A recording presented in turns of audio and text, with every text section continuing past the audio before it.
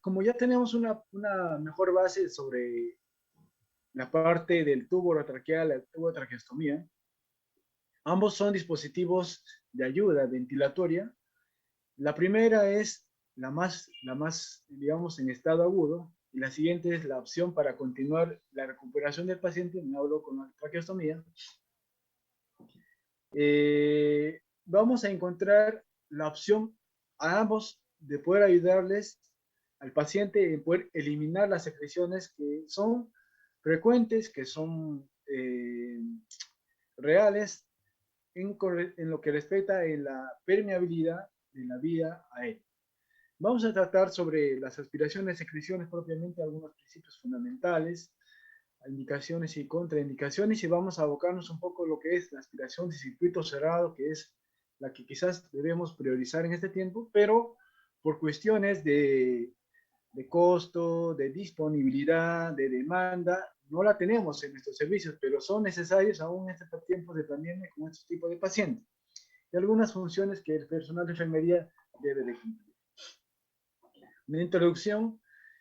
eh, para poder mantener limpias las vías aéreas, la aspiración de secreciones es un procedimiento efectivo cuando el paciente no puede expectorar las secreciones propiamente dichas, ya sea a nivel nasotraqueal y orotraqueal, o bien la aspiración traqueal en pacientes con vía artificial. Los pacientes en la UCI, en la mayoría, casi el 90%, necesitan un apoyo de aspiración de secreciones. Uno, porque tenga un dispositivo, que sea un tubo traqueal o una traqueostomía para la eliminación de secreciones, o por sí solos están respirando, pero no tenga un buen reflejo de oxígeno, ya sea paciente con un rasgo menor, con un problema neurológico o un problema anestésico, ¿no?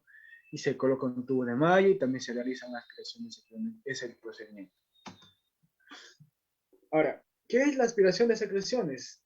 La aspiración de secreciones es extraer las secreciones acumuladas en el canal del tubo orotraqueal, en la traqueostomía, en el contenido oral o bucal. Se realiza por medio de una sonda de aspiración a presión negativa. Esto a través de un tubo rígido, como vemos aquí, ¿ya? Y se llega a aspirar con la presión negativa. Como le decía, diciendo, esto lo podemos hacer en un tubo orotraqueal, en una traqueostomía o en la vía oral del paciente. Aquí hay una imagen muy importante. Vemos un paciente con un ventilador, está la conexión del corrugado, vemos las flechas que están indicando que el ventilador le está dando el oxígeno al paciente por ese canal, y hay un riesgo, ¿no? El paciente empieza a presentar secreciones. Vamos a aprender el día de hoy cómo evidenciar si hay secreciones en el paciente. El paciente ha referido, bueno, está indicando, lo vemos, las secreciones por el tubo, y necesitamos aspirar. Vemos esta imagen, como quizás en la mayoría de nuestras UCIs, paciente presenta ello, y tenemos la única forma de poder ayudarle es desconectando el ventilador mecánico desde el corrugado del tubo con la conexión, pero hay un riesgo al poder desconectar o romper este circuito permeable, este circuito que hay una presión positiva del ventilador al paciente, ¿no? ¿Qué es lo que puede provocar? Uno, que puede provocar una desaturación de oxígeno. Entonces, el paciente llega a toser, está que tose y tose, pero hay un riesgo también para el personal, ¿no?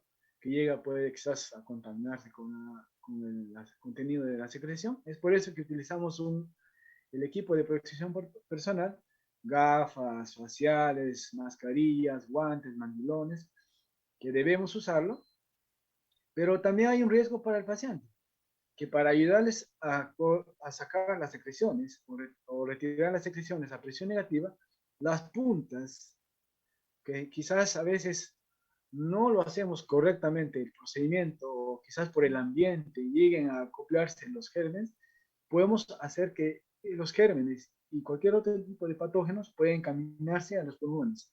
Y esto lo podemos hacer mediante la aspiración, ¿no? Y en vez de ayudar, a veces también, si no lo hacemos de una forma normal o con forma aséptica, podemos perjudicar al paciente. Algunos principios fundamentales, completamente todas las células de nuestro organismo necesitan la administración continua de oxígeno. Esto va a permitir que los procesos de metabólicos, formación de ATP, liberación de nitrógenos, etcétera, de nitritos, disculpe, y desechos de otro tipo, puedan cumplir su ciclo normal. Órganos como el corazón, como el cerebro, llegan a sufrir mucho cuando no hay un gran aporte de oxígeno.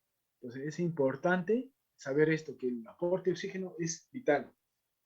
Es vital, ¿no? Imaginemos nosotros que podemos tener la necesidad de comer y no lo hacemos durante todo el día. Podemos aguantar, pero el cerebro no aguanta. A veces nosotros nos aguantamos consumir los alimentos y lo podemos hacer mañana, sí lo podemos hacer mañana, pero el cerebro, especialmente el cerebro, no puede aguantar y ya no puede recuperar su función cuando llega a perder o a degenerarse alguna célula neurológica en ese momento.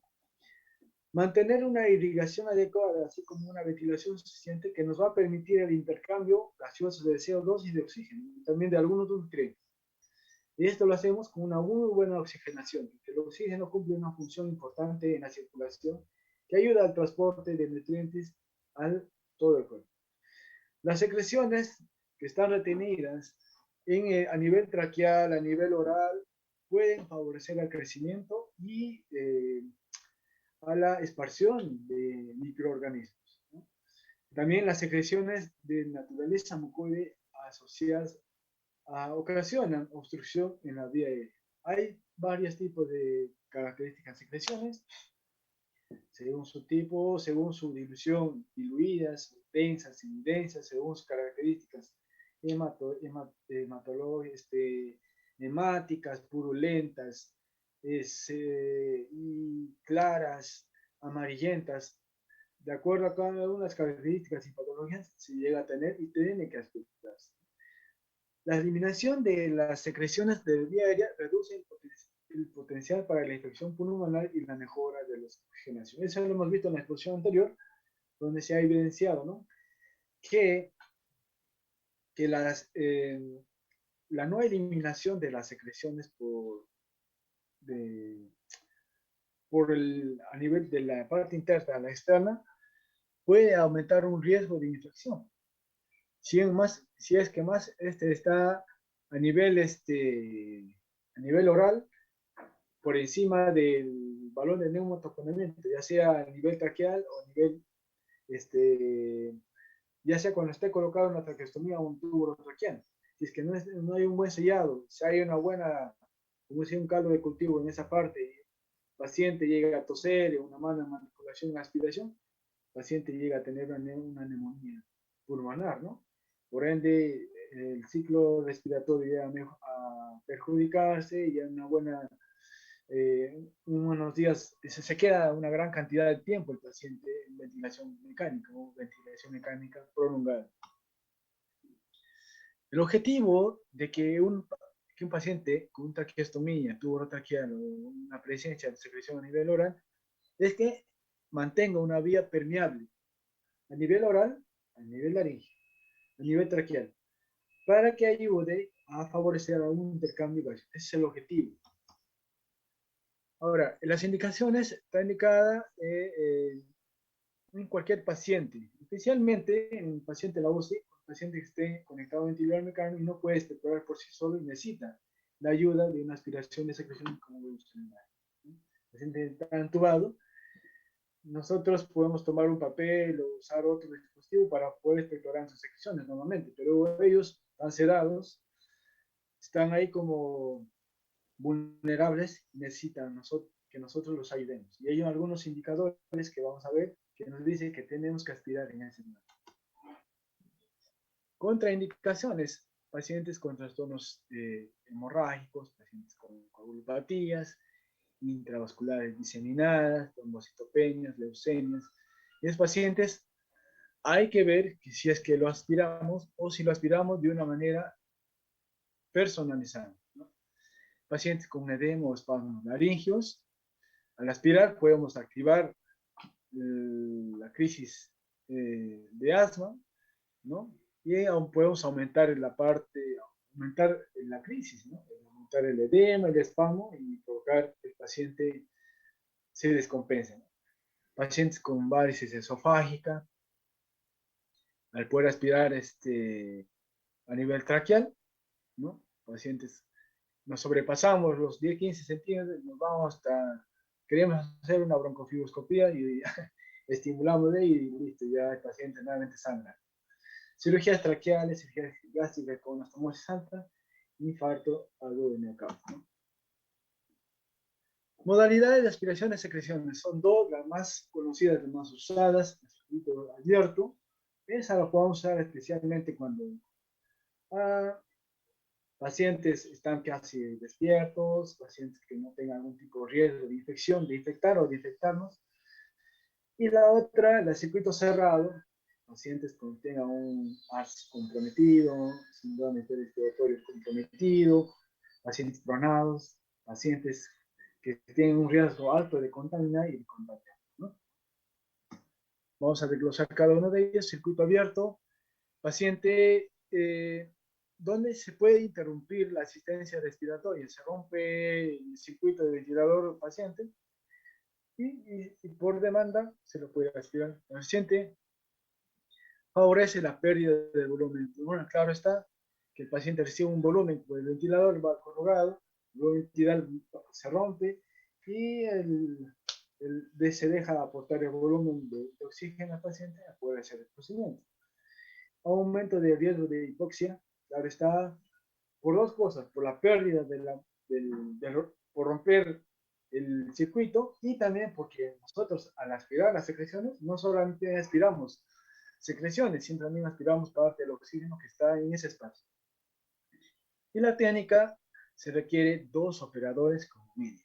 Si lo hacemos uno, lo podemos hacer, pero con un riesgo de contaminar al paciente. Las ondas de aspiración, circuitos de aspiración, vemos de diferentes colores, tamaños, marcas, pero todos tienen orificios de ventilación, ¿no? Y estas lo podemos usar de las diferentes formas, pero vemos aquí las diferentes puntas que puede haber, ¿no? Hay dos.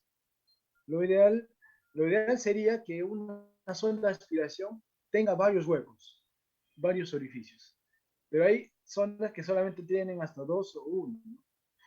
Estas, cuando llegan a pasar el, digamos, la parte distal de la cánula, tanto el tubo traqueal como la cánula traqueostomía, ya tienden a provocar un daño cuando se le llega a tocar porque hay una presión que va a vencer. Pero si tienen una o dos agujeros, se llega a pegar a la tráquea, si hay un sellado, entonces lo que va a jalar, va a jalar es la parte donde está sellándose del agujero que existe. Pero si hay varios agujeros, puede pegarse a la tráquea o a la parte donde vamos a aspirar y el resto de los agujeros cumplen con la función de poder aspirar. Es por eso que debe existir una sonda con varios huecos. Es importante saberlo. Ahora, a los equipos que debemos usar, un guante, la sonda, una jeringa o una solución salina para poder ayudar a la eliminación de las secreciones, la gasa también, y la tubuladura para aspirar, ¿no? Algunas consideraciones en este procedimiento: no hay que intentar forzar al entrar la sonda de aspiración, en el aspecto de que cuando pasamos el límite del tubo traqueal, podemos pasar hasta 2 centímetros, un poco más, y aspirar. Pero si siguen metiendo, hay más resistencia, podemos llegar a la carina, más allá del bronquio derecho, izquierdo. Entonces, hay un riesgo de poder provocar algún tipo de lesión, puede provocar algún tipo de dolor, edema, y también un reflejo, ¿no? Un traumatismo, esa parte también compromete algún sangrado, y el paciente va a tener que mostrar su respuesta con reflejos tusigen. Puedes hacerlo de una forma delicada y hasta el límite donde se más requiere. Y hay que ver también si en qué momento hay que aspirar, ¿no? No es que En mis 6 horas de trabajo no aspiré, pero para aspirar para cumplir con mi trabajo tengo que aspirar sí o sí, si no, mi compañero me va a reclamar porque no aspiraste. Entonces, quitémonos esa mentalidad de que quizás el paciente en ese tiempo no ha necesitado aspirarse, no lo hacemos. Pero si necesita, hay que hacerlo, ¿no? Pero al aspirarlo, no hay que durar más de 15 segundos. Más de eso, ya seguimos verificando en la ventilación, seguimos retirando más oxígeno, seguimos haciendo más daño, etc. Y pacientes con aspiración abierta, normal, si hay una descompensación en ese momento, debes tener un ambú para insuflar y darle el aporte de CO2 como lo hacemos, CO100, disculpen, el ventilador mecánico. Otros indican que antes de aspirar secreciones debemos insuflar con el ambú, aspirar, también debemos insuflar, ¿no? Para mantener el porcentaje de saturación estable. Y los control de los signos vitales antes y después de cada procedimiento es importante ver la saturación, ver la frecuencia cardíaca, frecuencia respiratoria, nos va a indicar si el paciente ha mejorado o no. Consideraciones especiales, también evitar los traumatismos, la mucosa traqueal, porque ya se les mencionó cómo. También se puede aspirar la parte, la nariz y la boca. También la nariz, ¿eh? Muchas veces no aspiramos la nariz porque no es la conexión, no está conectado tu brain. Pero sí es importante porque se llega a acumular secreciones, ¿eh? Y también se llega a formar ahí como un contenido que más adelante por la posición del paciente podemos ver que ese contenido que no nos aspiraban a nivel facial está acumulado en los senos paranasales por la posición del paciente. Cuando ya hayamos aspirado todo, está bien, lo movemos al paciente, todo el contenido que no nos aspira a la nariz también puede irse a nivel de la boca y ahí se nuevamente el pulmón. Y un contenido de aspirado bronquial de contenido de secreción que no hemos considerado, pero que sí puede verificar más adelante. Cuando tenemos las soluciones, debemos cambiarlas cada 8 horas. Esas cuando hacemos para permeabilizar, para mantener limpia la zona, ¿no? Y también debemos que cuando tenemos un aspirador portátil, es portátil, especialmente debe haber un filtro que no... y también hay el empotrado, el vacuum que nosotros conocemos, debe tener un filtro que cuando jale, a veces jala todo el contenido y se quede ahí, no se disperse después, no haya una aerosolización, ¿no? El contenido de aerosol se expande. Y cambiar los frascos cuando son frascos portátiles cada 8 horas y cuando son empotrados pues, cada 24 horas. El circuito cerrado importante, no se debe, en un paciente,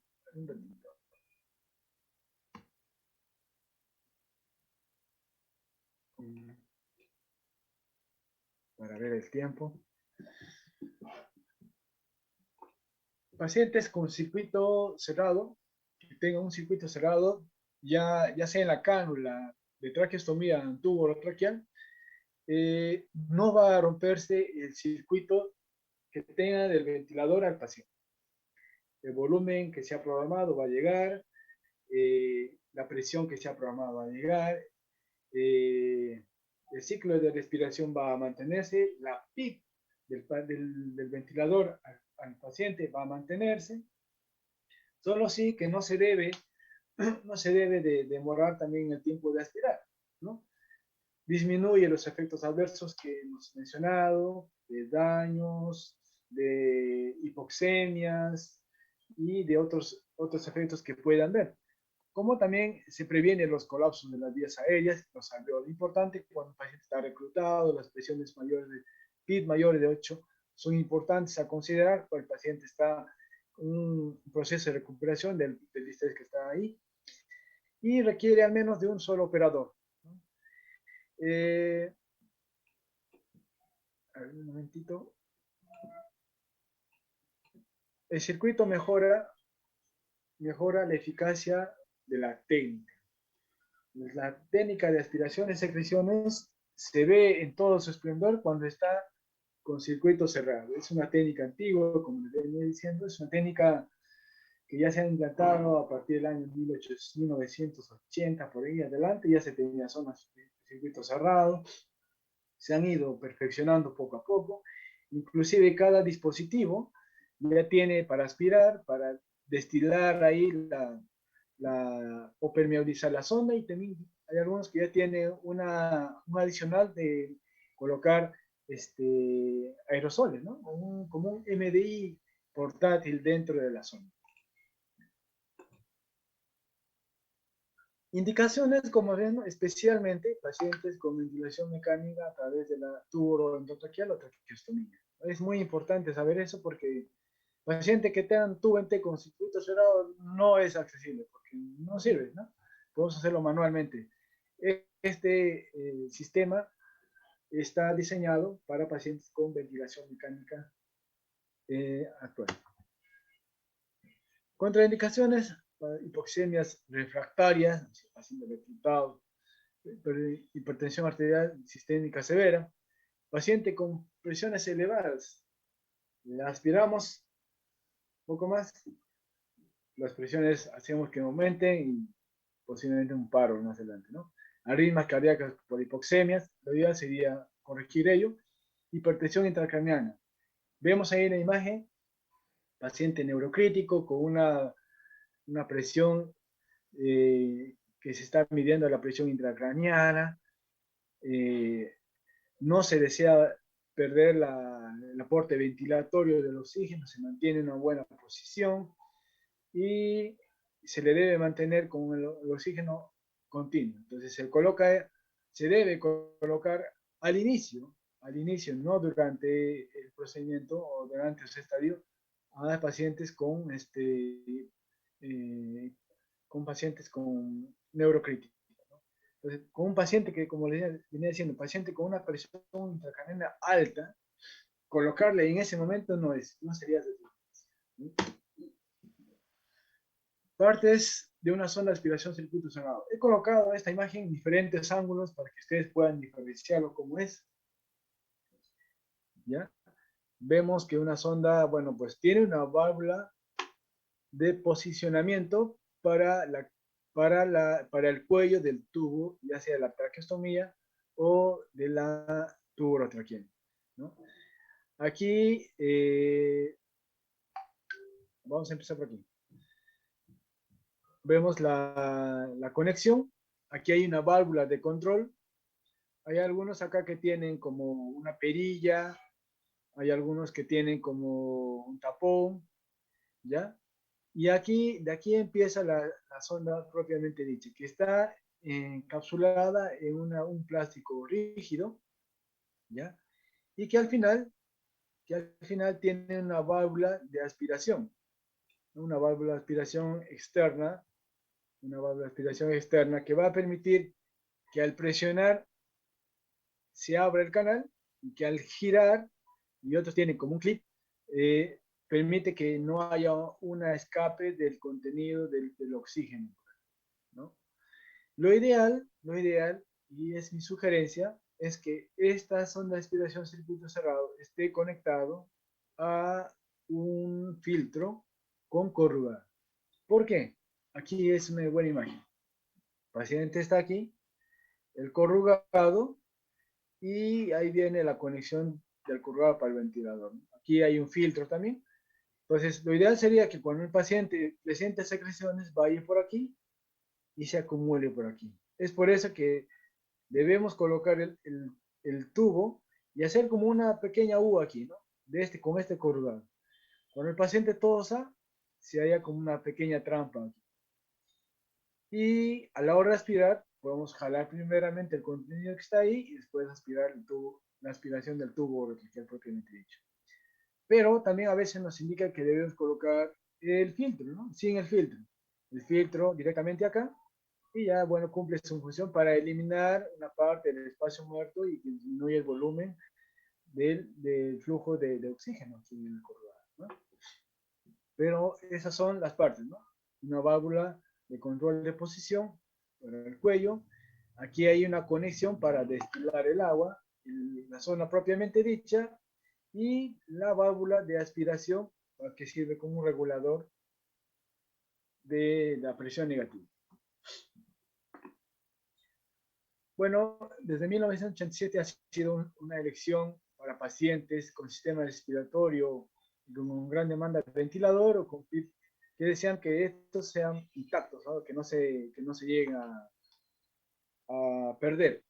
El objetivo es mantener pues, una vía aérea permeable para un intercambio de oxígeno, evitar estimular el reflejo de oxígeno, esta porque ya sí tiene calibrada hasta dónde introducir y debemos de aspirar las secreciones que se nos demande o que no podemos evidenciar. Ahorita vamos a ver algunos indicadores que nos van a permitir saber cómo. Y bueno, nos va a ayudar a prevenir neumonías asociadas al acúmulo de secreciones porque va a ser fácil aspirarlo. Vamos a hacerlo quizás solos, como se ha venido diciendo. Los materiales a considerar, bueno, los más usuales debemos tener guantes, un recipiente para poder cargar la jeringa con el contenido salino o la solución estéril o fisiología estéril al cloro de sodio. Una jeringa de 20 podría ser para destilar o permeabilizar la sonda. Y también nuestro otoscopio si es que se requiere para almacenamiento, pero es un procedimiento normal, ¿no? Ahora, algunos indicadores que va a verificar, que va a permitirme verificar que tengo aspirado o no a las secreciones, ¿no? En el ventilador mecánico, verificamos, vemos las ondas de volumen, de presión y de flujo, ¿no? Y vemos en las ondas de flujo y de presión estas formas de serrucho, ¿no? O son dientes de sierra, como se les conocen, ya sea en el flujo o en los bucles del ventilador, ¿no? Ya esta es la forma de ondas. Entonces, en el ventilador vemos esas formas, también aumento de la presión pico menos de 20, se aumentó hasta 25, 30, 40, entonces frecuencia también el paciente aumenta, el volumen baja, entonces hay una evidencia, esta especialmente por el dibujo, podemos ver que hay una necesidad para aspirar las secreciones, ¿no? Otro, en el ventilador también, aumento de la presión inspiratoria, la presión pico, ¿no? Ahí vemos que se ha aumentado de lo normal, entonces por eso hacemos el monitoreo, ¿no? Si hay un aumento de lo normal de la presión que se tiene el paciente, entonces hay una evidencia de que hay una obstrucción.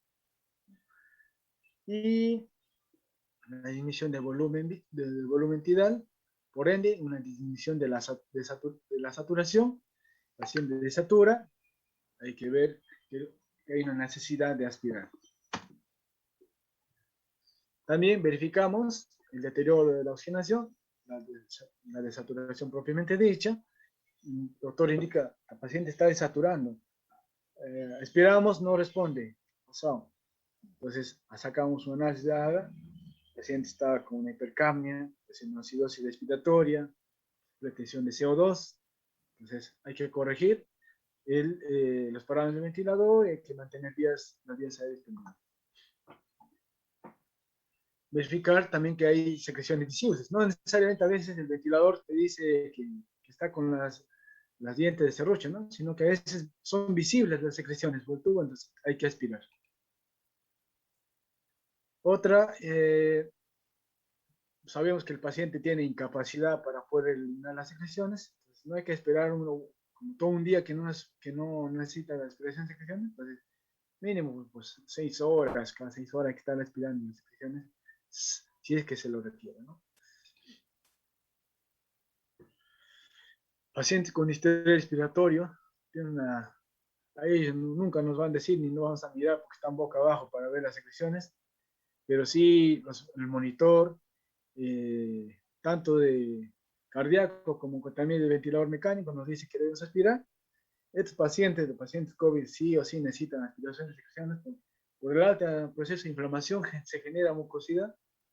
Si hay abundantes secreciones claras al inicio, pero son purulentas ya cuando se llega a infectar.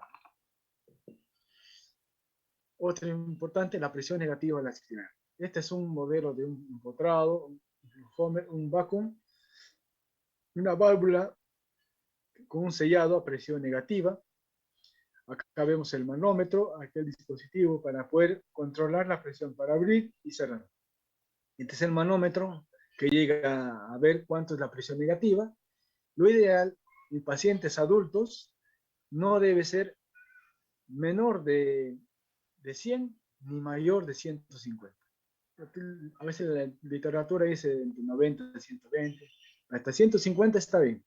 Superar ello causa daños, ¿no? La mucosidad, hemorragias, extraer un tipo de tejido. Como les venía diciendo, no estamos haciendo una fibrobroncoscopía cuando nosotros aspiramos, sino debemos sacar la muestra, o debemos sacar la aspirado bronquial, el contenido de la secreción bronquial que está en el tubo. Y aquí están algunos valores también, aquí en adultos de 80 a 120, 150 podemos considerar, y en lo que son los portátiles, ¿no? La presión debe ser entre 10 a 15 milímetros de mercurio. Para empezar a aspirar secreciones debemos hacer lo siguiente. Debemos presionar, abrir nuestro vacuum, calibrar nuestra presión negativa. Lo siguiente es la conexión la conexión de tubo no conductivo que va conectada al vacuum. Debemos de verificar si hay o no un aspirado, ¿no? Si está funcionando o que hay un cortocircuito en el corrugado, no sé, y debemos hacer el sellado, ¿no? Para ver si hay una buena, si está trabajando o no el aspirador. Una vez hecho, vamos a ver el circuito, vamos a ver que conectarlo a la parte distal de la válvula de aspiración de la sonda de aspiración. Luego vamos a abrir la trampa, ¿no? Vamos a aperturar, otros tienen una como circular, este tiene una rejilla que se levanta y se empieza a verificar si se está funcionando, ¿no? Luego empezamos a introducir la sonda de aspiración por el canal del tubo. Preferentemente el tubo es como algo, tiende a ser una conexión recta, ¿no? Pero tiene una curvatura. Entonces, como el tubo está como de esta forma, podemos un poco levantar el tubo y empezar a introducir, ¿no? Agarrando siempre del cuello del tubo, la conexión de ahí y empezar a introducir, ¿no? Rápidamente, de una forma no tan rápida, pero sí una forma que nos permita tener una buena conducción del tubo. Vemos aquí que ya está introducida, que estamos introduciendo hasta el límite que ahorita vamos a aprender, y después de ahí empezamos a succionar, ¿no? A presionar la válvula de aspiración. Ya aspiramos no cuando metemos, sino cuando introducimos y empezamos a aspirar. Otros sugieren girar un poco, porque cuando ustedes giran, la sonda también tiende a girar un poco. Sería lo ideal girar un poco. Girar, girar, girar, girar.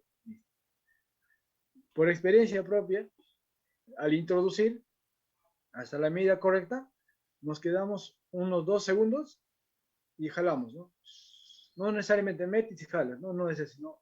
Poco a poco empezamos a jalar para cumplir los 15 segundos y jalamos. Lo mantenemos ahí completamente toda la zona de aspiración y después de eso ya lo cerramos.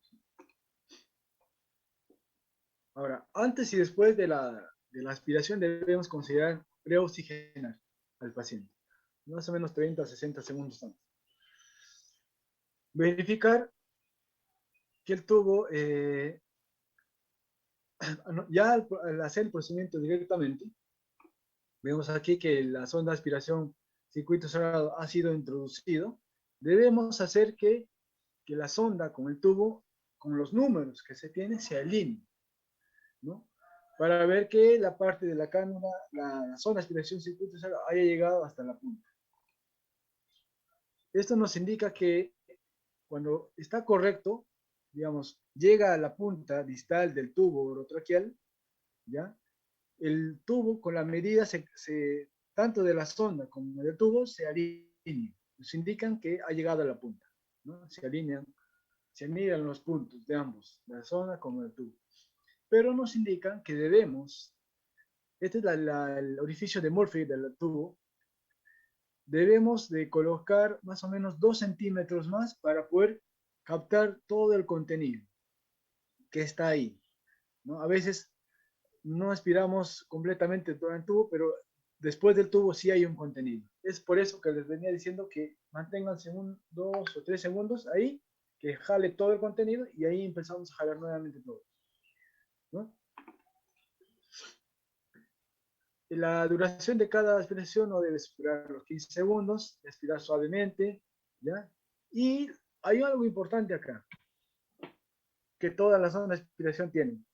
Vamos a jalar o terminar de jalar cuando la parte distal llegue del cuello del tubo, sigue la conexión, hay una punta negra. Y justamente acá dice una punta negra, la marca negra, es hasta ahí donde vamos a jalar.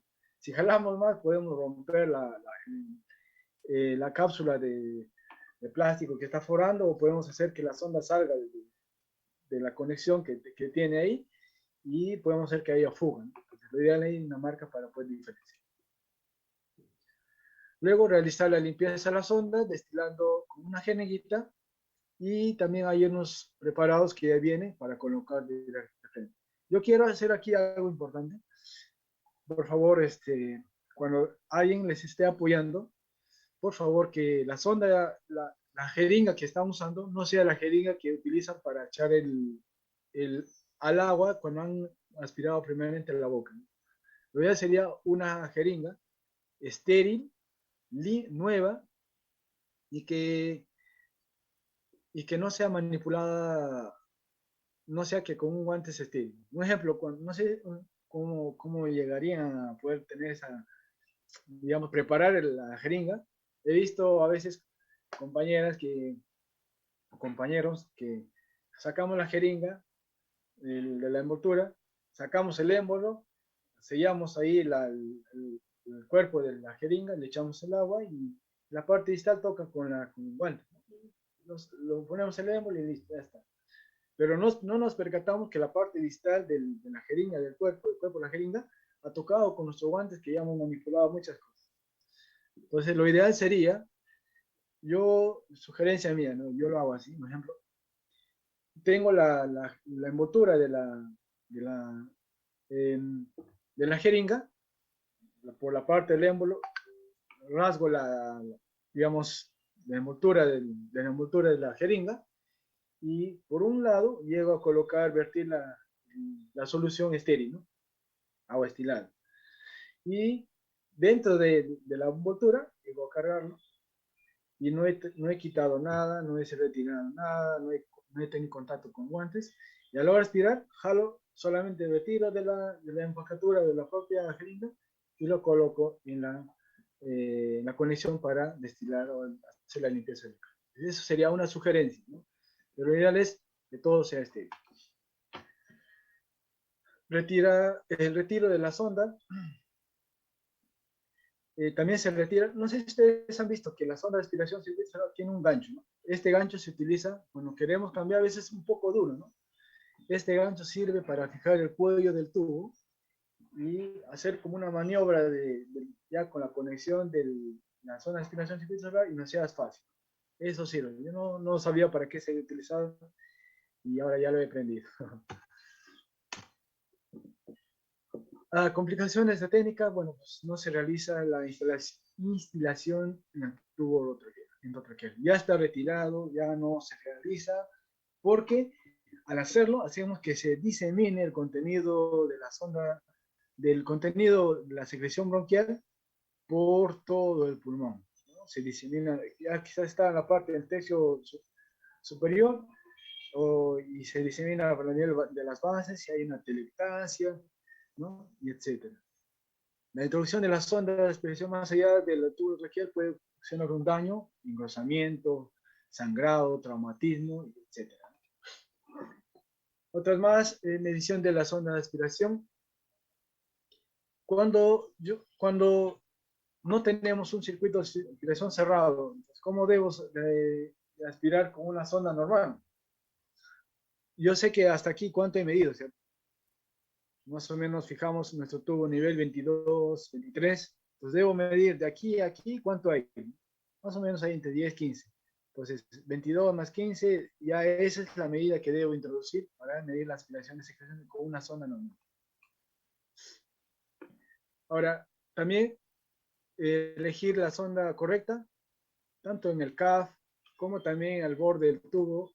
Nos dice cuánto es el tamaño del tubo orotraqueal. Y en la empaquetadura de la zona circuito cerrado nos dice cuánto es, ¿no? Entonces, lo que debemos hacer es que para el tamaño del tubo,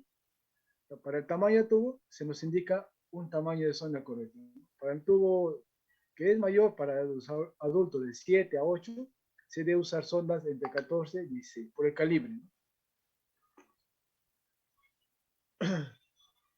Ahora, las conexiones, la zona de aspiración, lo podemos hacer directamente o con el corrugado. Ya les venía diciendo, con el corrugado, podemos hacerlo de esta forma y así formar una U aquí. Cuando hay el reflejo del paciente, entonces se acumule aquí y al aspirar, podemos aspirar primeramente levantando la formación en U que hemos hecho y aspirar el contenido ahí.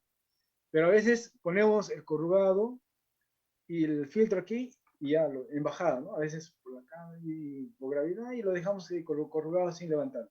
Entonces el contenido va al filtro y se malogra y se contamina y hay que cambiarlo.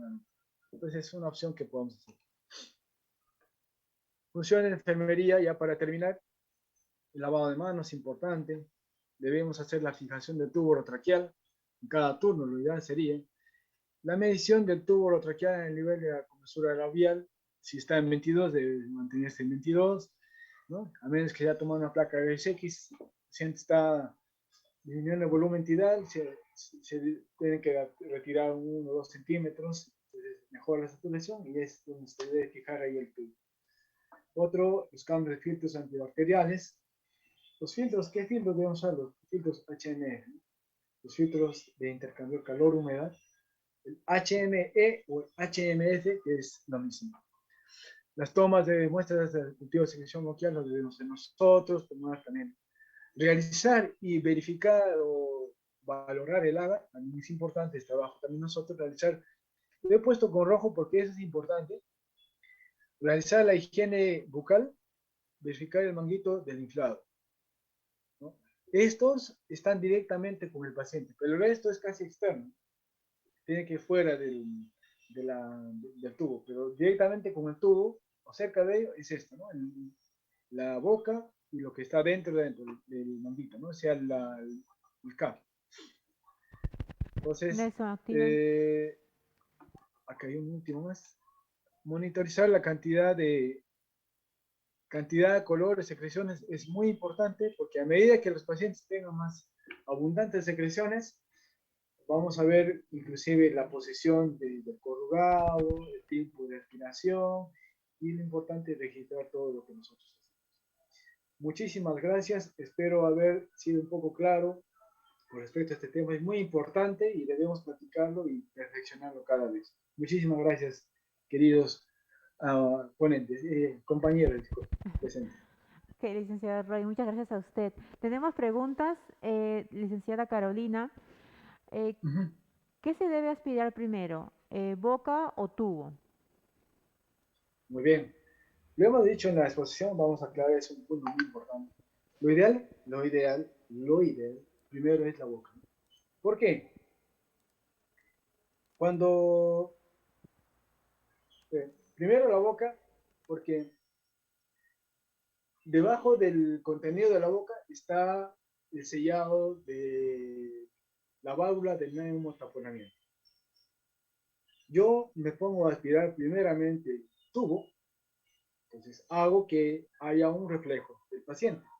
Entonces, no me, no me garantizaría quizás 100% que el tapón, el balón de neumotaponamiento esté sellado, eh, y esto provocaría que el contenido que no he aspirado primero, que estaba por encima de ello, al hacer el reflejo, por estímulo de respiración, llegue a pasar a los pulmones.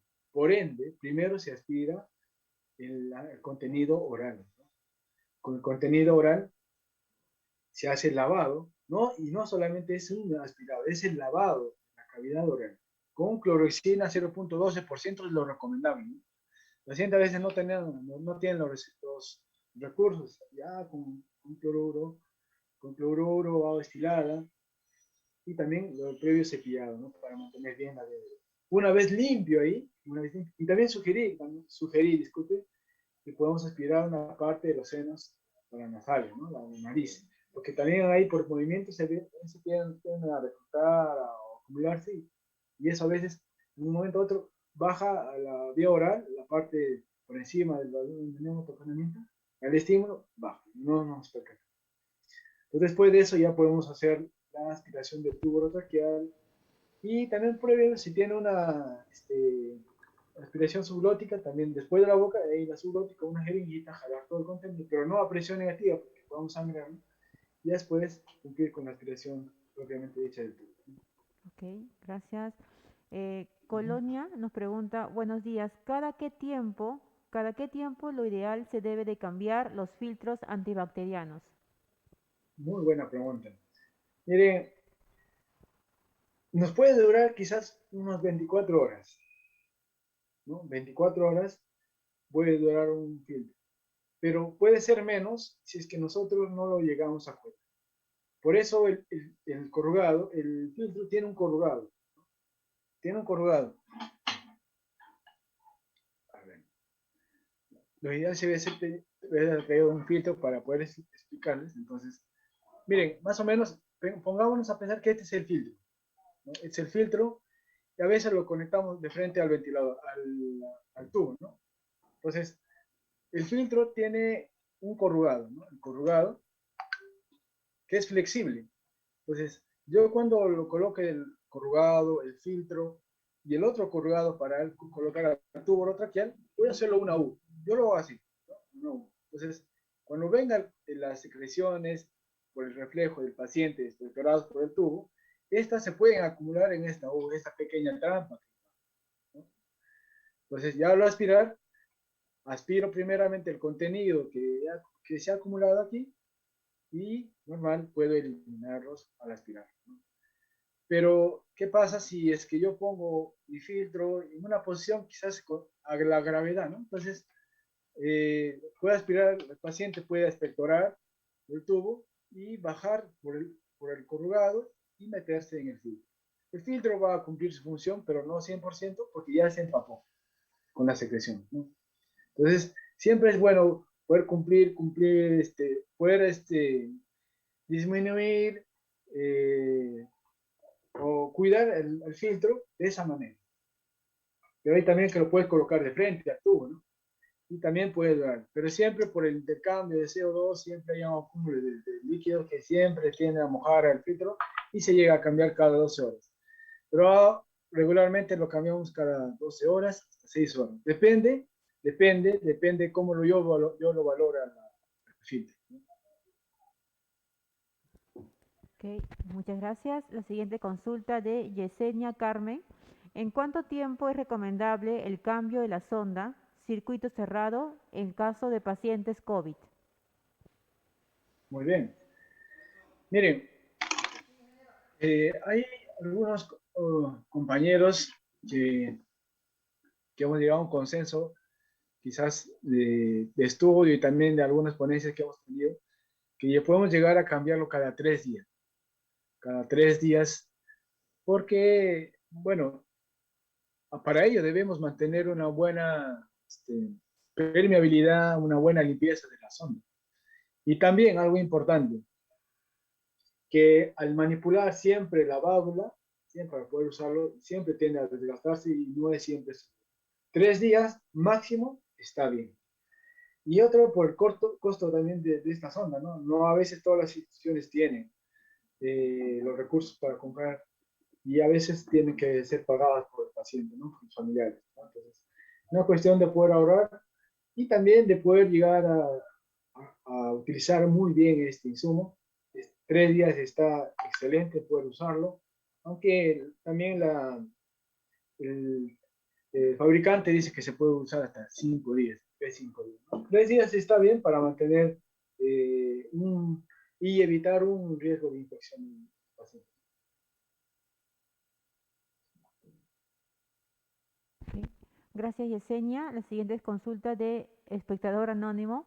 ¿Qué nos indicaría ciertas características de las secreciones si se ve algunas blanquecinas, amarillentas, verdosos o chiclosas, etcétera. ¿Qué Ujú. nos indica? Muy bien, Ujú. muy bien. Las características de las secreciones en los pacientes, claro, nos indican algo, ¿no? Claras son pues porque no hay un proceso de infección en ese momento, pero sí hay un proceso de inflamación, ¿no?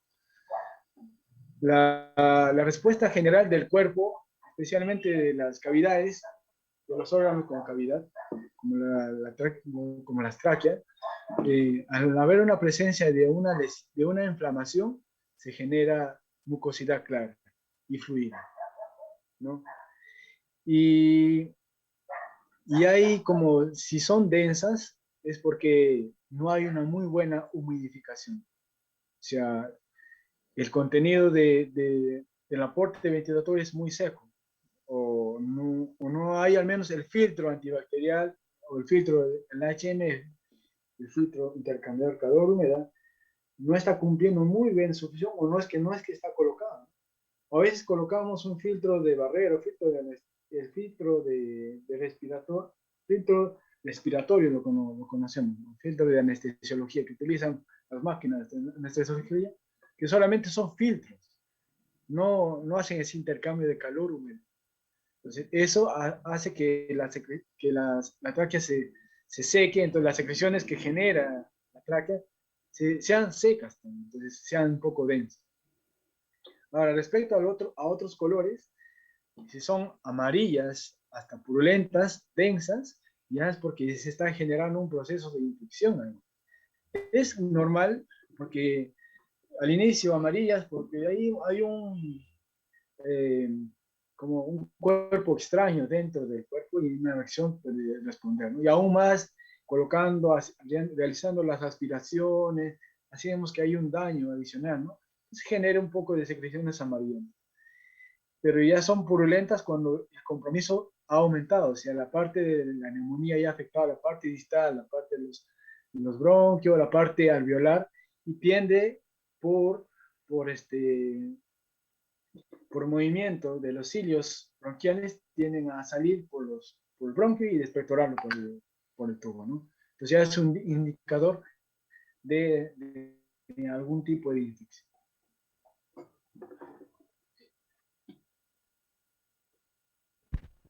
Ok, tenemos una última consulta de Mariel. Buenos días, mi Uh -huh. pregunta es que en algunas literaturas dice que la medición de la altura del tubo endotraqueal es la altura del incisivo y ya no en la comisura labial. ¿Qué opina usted? A ver, lo ideal sería, bueno, es claro una discrepancia, ¿no? Si lo he podido encontrar. Hasta ahora seguimos midiendo a la nivel de la comisura labial, ¿no? Un ejemplo, la comisura a nivel y del incisivo de la parte del borde del labio, como que lo vemos más prominente de aquí y de aquí, ¿no?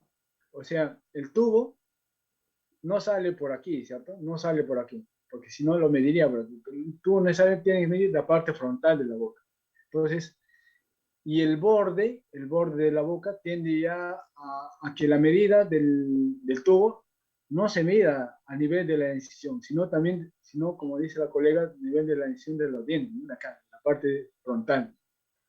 Entonces, considerar que la fijación sea más o menos en pacientes normales, en adultos entre 22 y 23, se llegue a mantener, llegar a un consenso con el médico, ¿no? Conversar con el doctor, mira, doctor, ¿a qué nivel voy a marcar? ¿No? Hasta el médico en el nivel 23, ellos lo consideran a nivel del borde del labio, ¿no? De la incisión de aquí, de los dientes, los incisivos. Entonces, regularmente lo estamos usando ahí, porque lo ideal es que el tubo tiene que salir por ahí y no por la parte lateral, porque hay un daño también. Entonces, está muy bien el criterio que dice ahí, que podemos usar a nivel del incisivo de los dientes. Eso es lo correcto. Ok. Muchas gracias, Mariel. Muchas gracias, licenciado Roy, por sus dos excelentes ponencias. Eh, seguramente, estamos seguros de que más adelante vamos a contar con próximos cursos en el cual usted va a participar también en ello. Espero que usted nos pueda aceptar las invitaciones y bueno, encantados de poder contar con usted el día de hoy. Ok, gracias Kelly. Gracias a ustedes, compañeros, gracias por sus aportes.